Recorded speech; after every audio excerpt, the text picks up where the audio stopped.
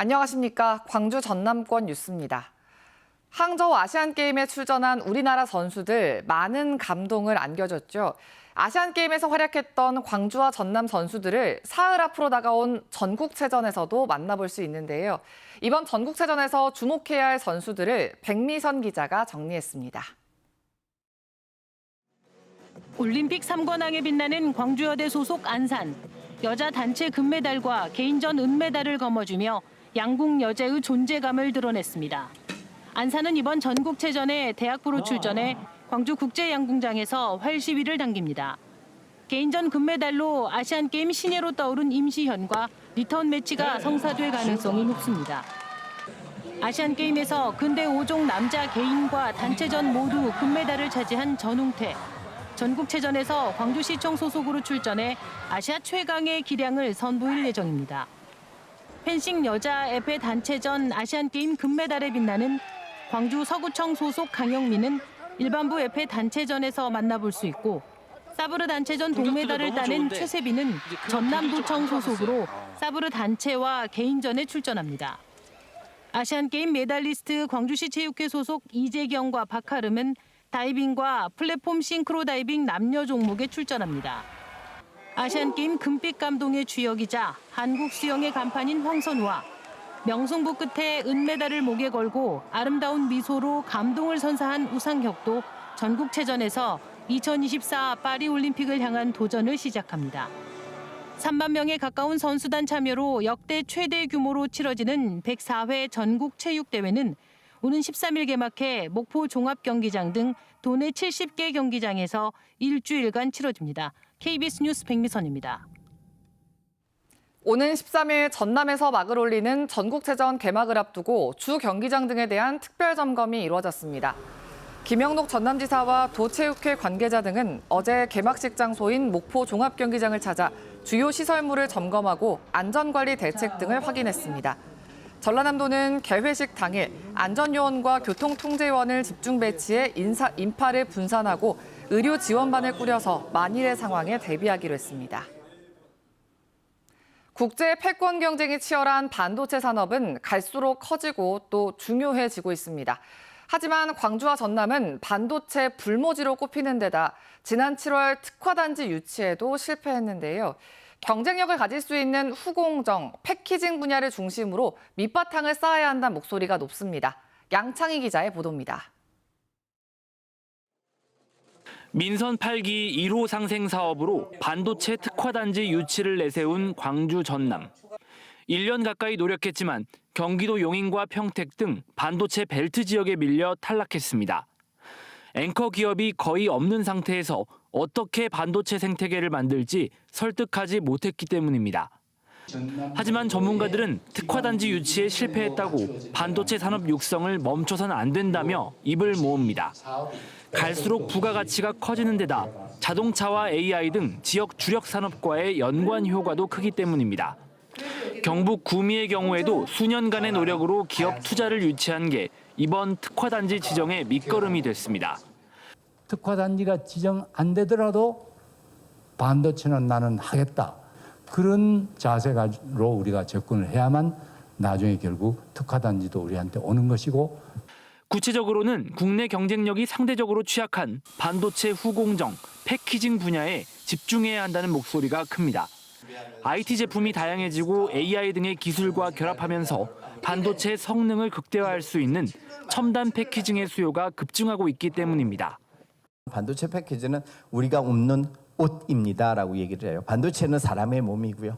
광주 전남이 가야 할 방향은 어차피 첨단 패키지를 갖다 연구하는 터전을 만들고, 광주시와 전라남도는 이번 반도체 특화단지 공모에서 패키징 분야로 선정된 지역은 없는 만큼 기업과의 협약과 인재 양성 등에 꾸준히 노력할 계획입니다. KBS 뉴스 양창입니다.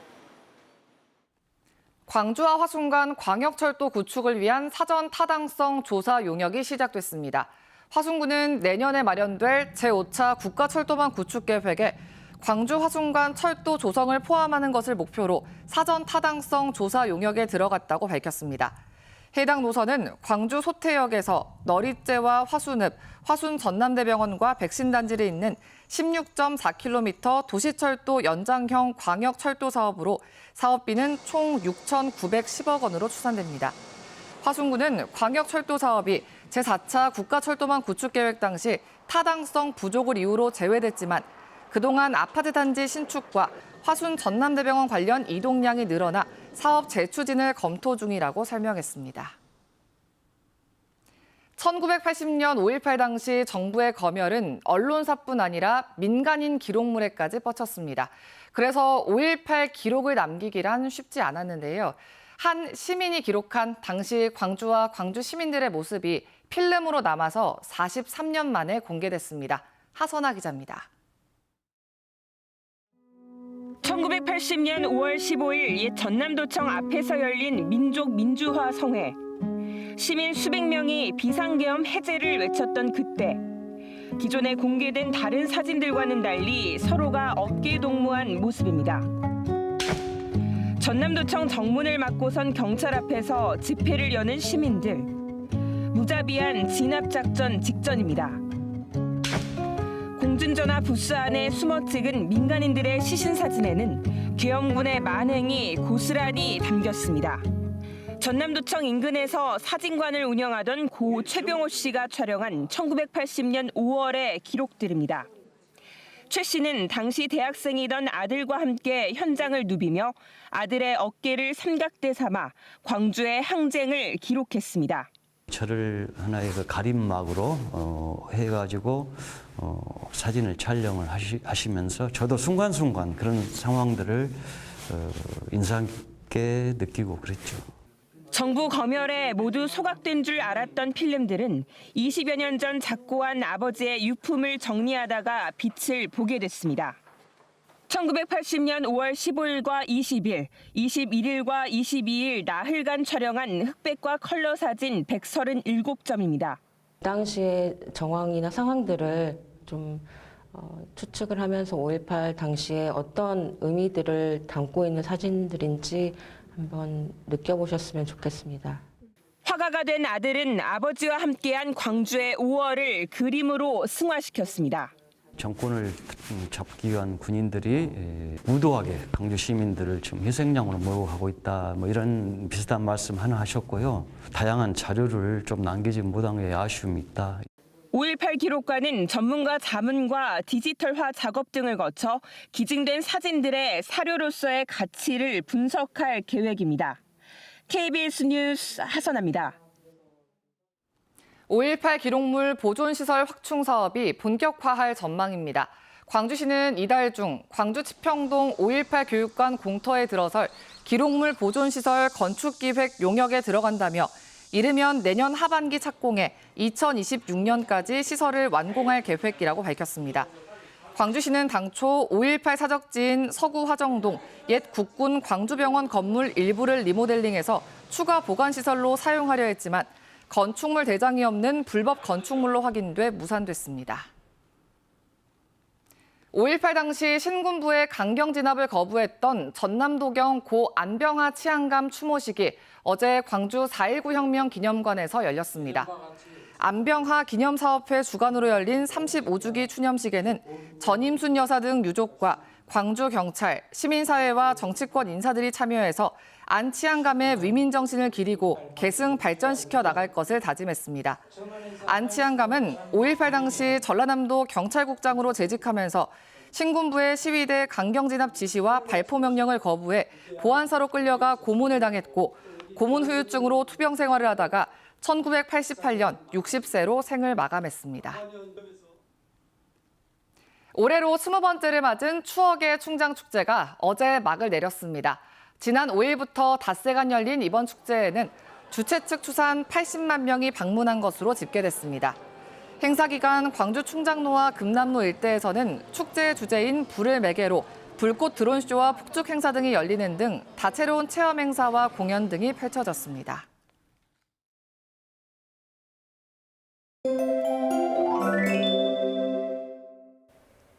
오늘 완연한 가을 날씨를 즐길 수 있겠습니다. 하늘도 대체로 맑고요. 아침 최저 기온 평년과 비슷하거나 1도에서 6도가량 더 높습니다. 한낮 기온은 광주 23도, 순천 25도, 목포 22도 등으로 온화하겠습니다.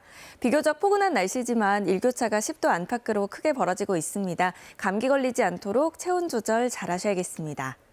현재 대체로 맑은 하늘 보이고 있는데요. 오후에는 구름이 가끔 지나겠고요. 아침까지 내륙을 중심으로는 안개가 짙게 끼겠습니다. 가시거리가 영암은 300m 안팎이니까요. 출근길 운전하실 때 조심하셔야겠습니다. 지역별 기온 살펴보겠습니다. 아침 기온 내륙은 어제와 비슷하거나 1도에서 3도가량 낮게 시작하고 있고요. 낮 최고 기온은 담양 24도, 영광 21도까지 오르겠습니다. 해안 지역은 아침 기온 어제와 비슷하거나 1도에서 3도가량 높고요. 낮 기온 여수 23도, 광양 24도로 평년과 비슷하겠습니다. 목포의 낮 최고 기온 22도, 영암과 완도 24도까지 오르겠고요. 신안을 비롯한 도서 지역은 20도에서 22도가 예상됩니다. 바다의 물결은 먼 바다에서 최고 2m로 다소 높겠습니다. 당분간 대체로 맑겠고요. 기온도 평년과 비슷한 수준으로 완연한 가을 날씨가 계속되겠습니다. 날씨였습니다. 10월 10일 뉴스광장 마칩니다. 시청해주신 여러분 고맙습니다.